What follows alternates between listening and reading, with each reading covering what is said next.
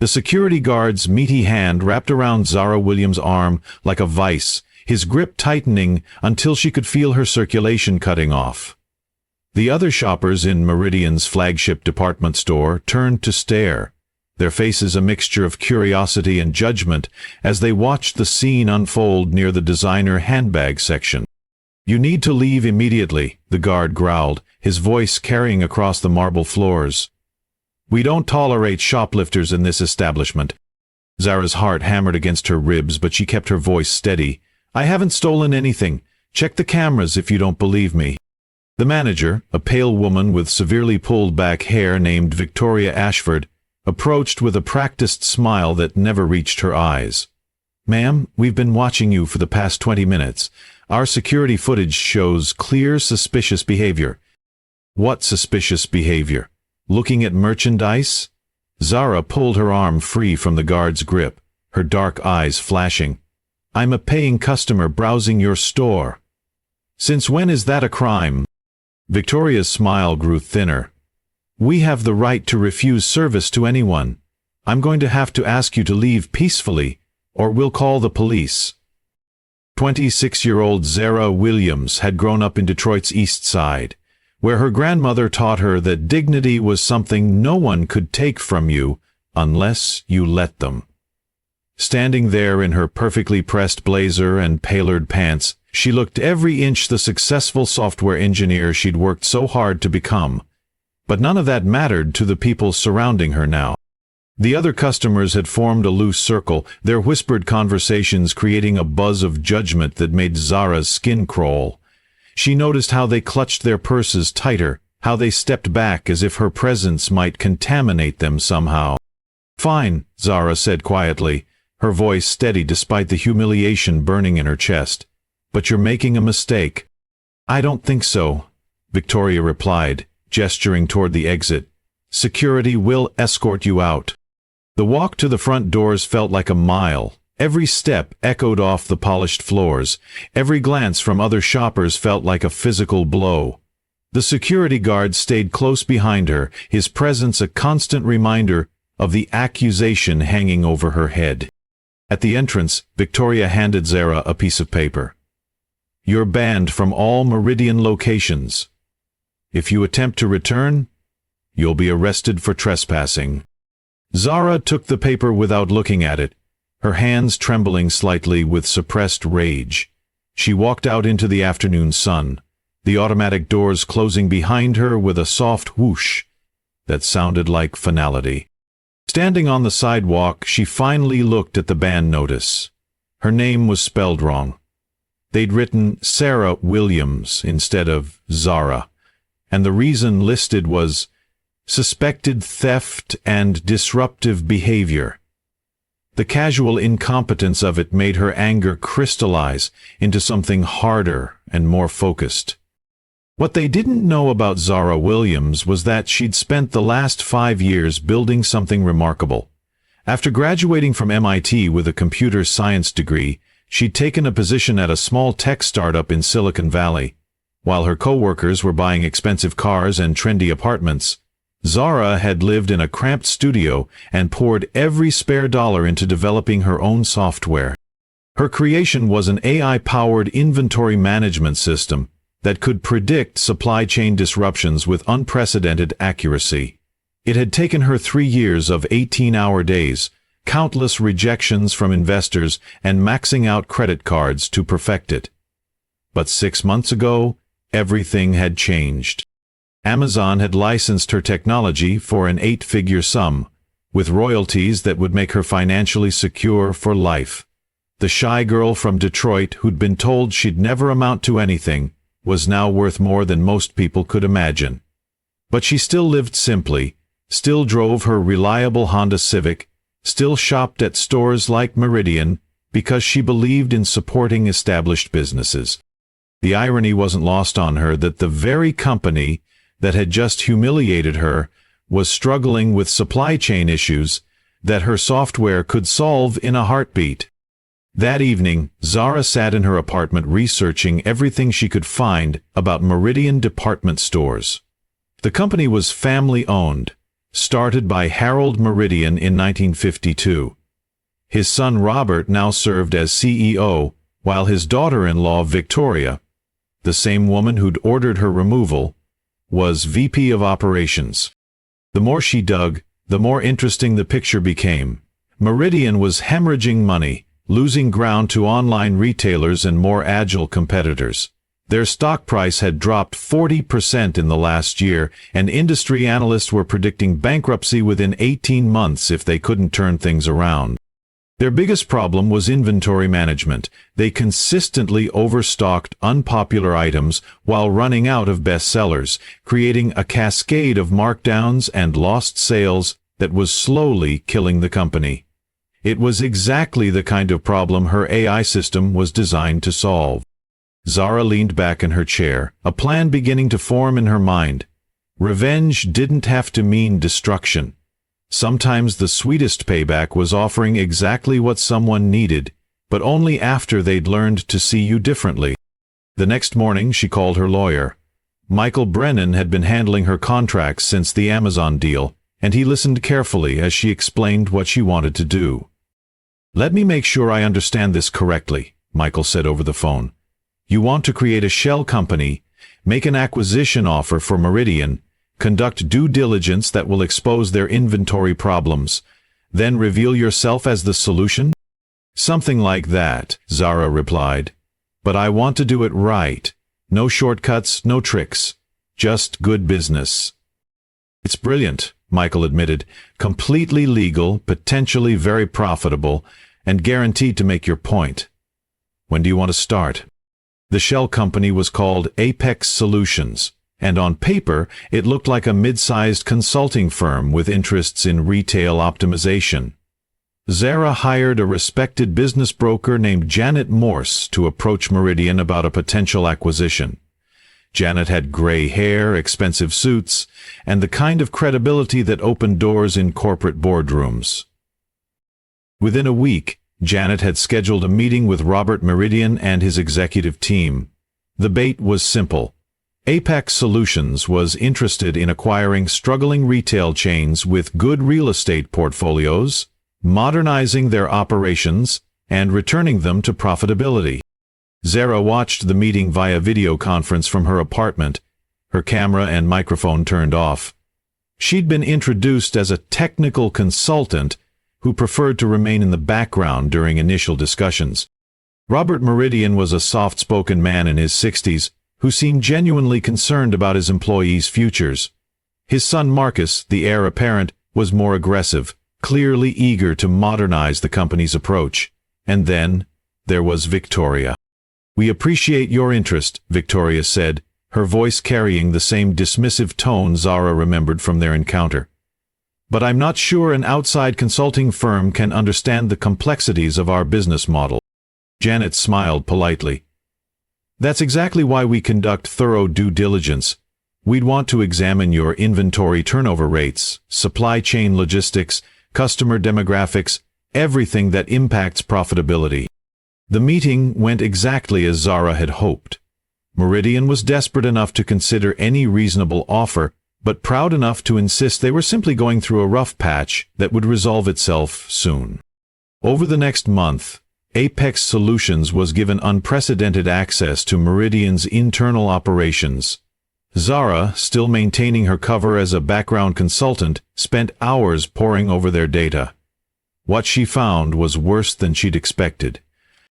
Their inventory system was a patchwork of outdated software and manual processes that created massive inefficiencies. They were sitting on millions of dollars worth of merchandise that would never sell, while customer complaints about out-of-stock items filled their customer service logs. The company was burning through cash reserves that wouldn't last another year. But the most interesting discovery came when Zara accessed their security footage from 3 months ago, the day she'd been falsely accused and banned. The high-resolution cameras clearly showed her entire visit to the store. She'd browsed for exactly 17 minutes, looked at merchandise in 4 different departments, and hadn't touched a single item inappropriately. The footage even captured the moment when she'd set down a purse she'd been considering, clearly showing both her hands as she walked away.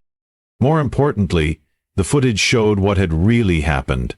A young woman with a similar build and dark hair had been shoplifting in the jewelry section while Zara was in handbags. When security lost track of the actual thief, they'd simply grabbed the first black woman they could find. The real thief had gotten away with over $2,000 worth of jewelry, while Zara was being publicly humiliated for a crime she hadn't committed. Zara saved the footage to her own servers, along with the incident report that clearly showed Victoria had never bothered to review the security cameras before ordering the ban.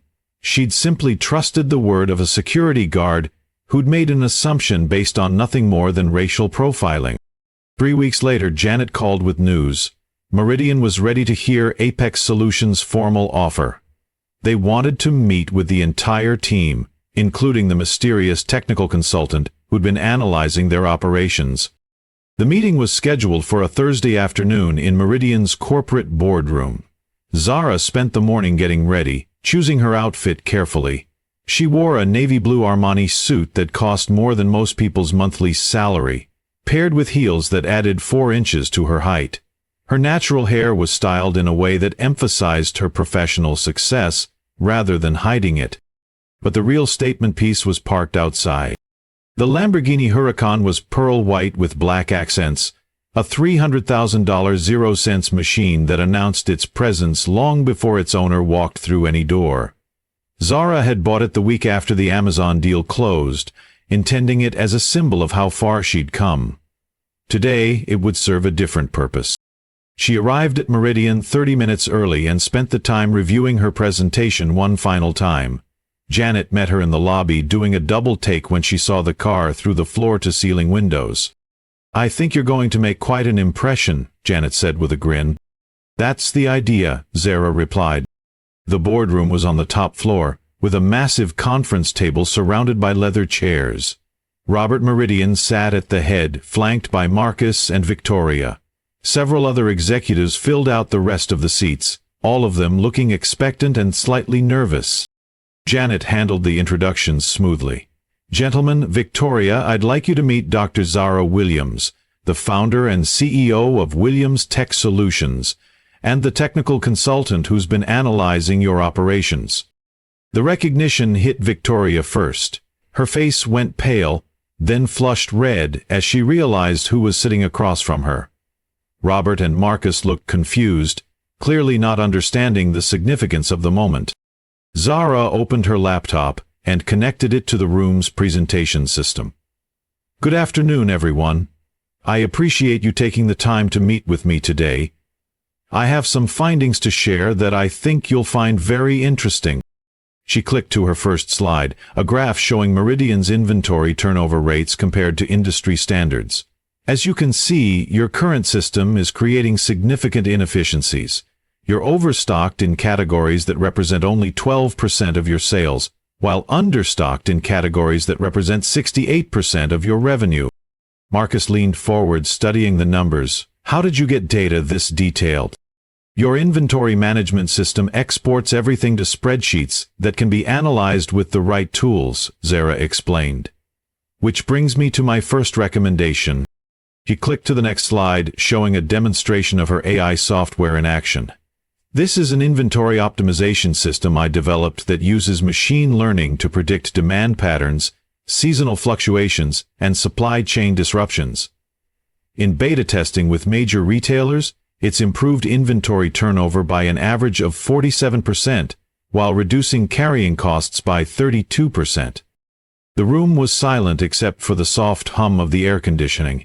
Everyone was staring at the screen, watching as the software processed months of Meridian's actual data and generated recommendations that were clearly superior to their current approach. Robert spoke first. "This is remarkable. How long would implementation take?" 6 to 8 weeks for full deployment, Zara replied. "But you'd start seeing improvements within the first month." "What would something like this cost?" Marcus asked. "For a company your size, the licensing fee would be approximately $800,000 annually, plus implementation costs." Victoria had been silent throughout the presentation, but now she found her voice. This is all very impressive, but I have to ask, isn't this the same woman who was banned from our stores for shoplifting? The room temperature seemed to drop 10 degrees. Robert and Marcus looked shocked, while the other executives shifted uncomfortably in their seats. Zara had been waiting for this moment. "I'm glad you brought that up, Victoria," she said calmly. "Janet, could you dim the lights, please?" The security footage filled the screen, time-stamped, clearly visible in the corner. "Here's what actually happened on March 15th, when I visited your flagship store." The video played in complete silence. Everyone watched as Zara browsed normally, never touching anything inappropriately, never concealing any merchandise. Then the camera angle switched to show the real shoplifter in the jewelry section, a young woman who looked nothing like Zara, except for having dark hair. The footage continued, showing security losing track of the actual thief, then grabbing Zara instead. It showed Victoria arriving and ordering the ban without reviewing any evidence. It showed Zara's dignified exit while the real criminal escaped with thousands of dollars worth of jewelry. When the lights came back up, Victoria's face was ashen. The rest of the room stared at her in shocked silence. "I want to be clear about something," Zara said, her voice steady and professional. "I'm not here for an apology, though one would be appropriate. I'm here as a businesswoman, offering a solution to your problems. The question is whether you're professional enough to separate business from your previous mistake." Robert cleared his throat. We owe you a sincere apology, Dr. Williams. This is unacceptable, and we'll be conducting a full review of our security procedures." "Actually," Zara said, clicking to her final slide, "I've already done that review for you. Your current security protocols rely too heavily on subjective judgment and insufficient on actual evidence. I'd recommend mandatory review of footage before any accusations are made, bias training for all security personnel, and clear escalation procedures that require management approval before anyone is asked to leave." She closed her laptop and stood up.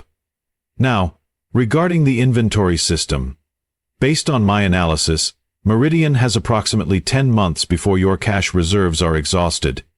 Implementing my solution could extend that timeline indefinitely, while returning you to profitability within 18 months. Marcus was studying the proposal documents Jeanette had distributed. The terms seemed very reasonable, almost too reasonable. Zara smiled.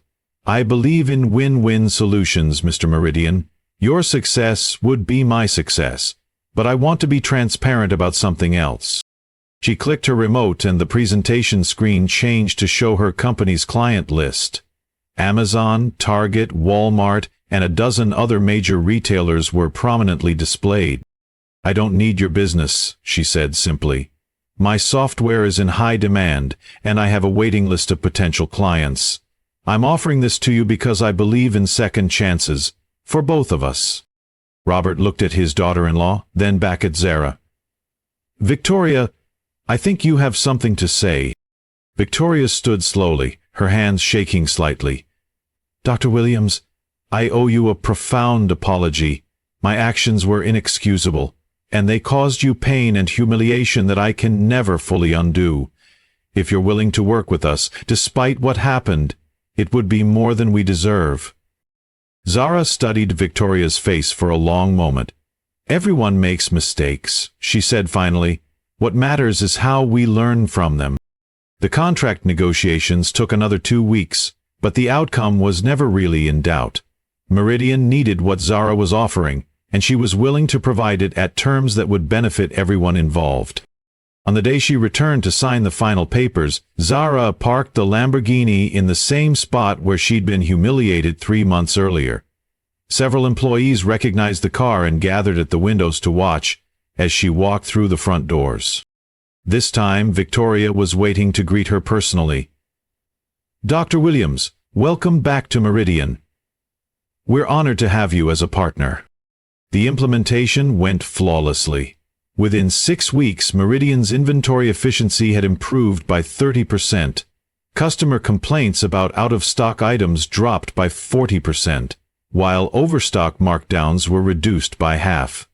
The company's stock price began to recover as word spread about their operational improvements. But the real change was cultural. Victoria had mandated bias training for all employees, implemented new security protocols, and personally reviewed every incident involving customer complaints about discrimination. The company that had once operated on assumptions and prejudices was learning to base decisions on evidence and fairness. 6 months later, Zara received an unexpected invitation. Meridian was hosting their annual employee appreciation dinner, and they wanted to recognize her contribution to the company's turnaround. The event was held in the same hotel ballroom where Meridian had announced layoffs just 2 years earlier. Now they were announcing bonuses and new hiring initiatives. When Robert introduced Zara to the crowd, the applause was genuine and sustained. She spoke for only 5 minutes, focusing on the importance of seeing potential rather than making assumptions, of building bridges rather than walls. But the real moment came afterward, when Victoria approached her privately. "I wanted you to know that what happened to you changed me," Victoria said quietly. "Not just professionally, but personally. I've been examining my own biases, questioning assumptions I didn't even know I was making. It's been uncomfortable, but necessary." Zara nodded. "Growth usually is uncomfortable, but it's the only way we become better than we were." As she drove home that night, the city lights reflecting off the Lamborghini's polished surface, Zara thought about the strange journey that had brought her to this point. She'd walked into a department store as a customer and been treated like a criminal. But instead of letting that experience define her, she'd used it as motivation to create something better. The revenge she'd taken wasn't destructive. It was constructive. She hadn't torn down the people who wronged her. She'd given them the tools to build themselves back up, and in doing so, she'd built something for herself, too. A business relationship that was generating significant ongoing revenue, and more importantly, the satisfaction of knowing she'd turned an opportunity for growth. The young woman who'd been escorted out of a store in shame was now a valued partner in that same company's success story. She'd proven that the best revenge wasn't getting even. It was getting ahead. And sometimes the most powerful way to change the world was to give people exactly what they needed, exactly when they needed it most, regardless of how they'd treated you in the past. That was the kind of person her grandmother had raised her to be, and it was the kind of person she intended to remain. 2 years later, Zara stood in the renovated Meridian flagship store, watching customers browse displays optimized by her AI system. The store buzzed with activity, a stark contrast to the dying business she'd first encountered. Marcus approached with quarterly reports. "Our profits are up 68% this year. The board wants to discuss expanding your contract to our international locations." Zara smiled, remembering the scared young woman who'd once doubted whether she belonged in spaces like this. Her grandmother's voice echoed in her memory.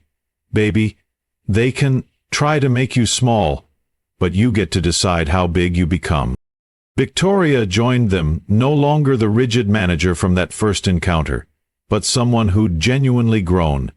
She'd become an advocate for inclusive practices, speaking at conferences about unconscious bias. "Sometimes the universe has a sense of humor," Victoria said, gesturing toward the security desk where new protocols ensured fair treatment for all customers. Zara nodded, her reflection catching in the store's polished surfaces. She'd walked in as a target and transformed into a partner. The little girl from Detroit had built an empire from humiliation, proving that the best revenge was a life lived extraordinarily well.